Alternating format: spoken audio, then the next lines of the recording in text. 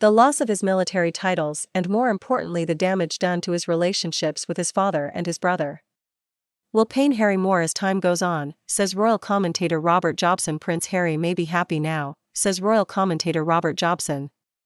But he has had to sacrifice a lot for his shiny new life in California.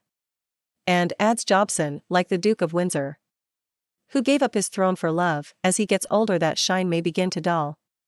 The Duke of Sussex's military roles, in particular the title of Captain General of the Royal Marines, were hugely important to him, but they were all removed in February as part of his stepping back from life as a frontline royal.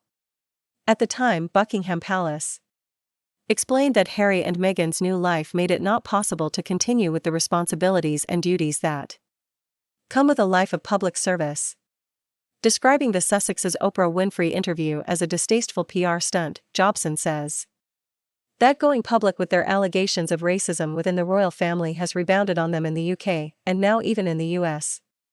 But it's the damage that he's done to his relationships with the rest of the royal family that represents the biggest loss, says Jobson.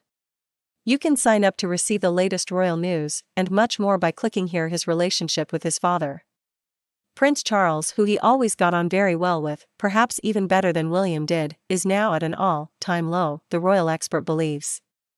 Writing in the Mirror, Jobson says Harry doesn't speak to his brother, who is still irritated over the royal racism claims, despite some royal sources claiming they had buried the hatchet. He points out the palpable tension when they met at Prince Philip's funeral in April, which hardly seemed to have improved by the time they unveiled a statue honoring their mother, Princess Diana, in July. Most disturbingly, Jobson adds, while Harry claims to be on good terms with his 95-year-old grandmother, Her Majesty the Queen, that closeness hasn't stopped her lawyering up ahead of his tell-all book, putting his publishers on notice that the royal family won't tolerate another onslaught based on more varying recollections of the truth. I am sure Harry's pledge to follow his mother's unfinished work remains important, writes Jobson.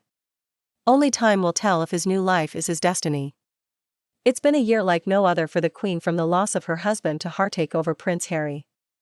But Her Majesty has also had a lot of cause for celebration, including the birth of baby Lilibet, to mark what a year the Queen has had.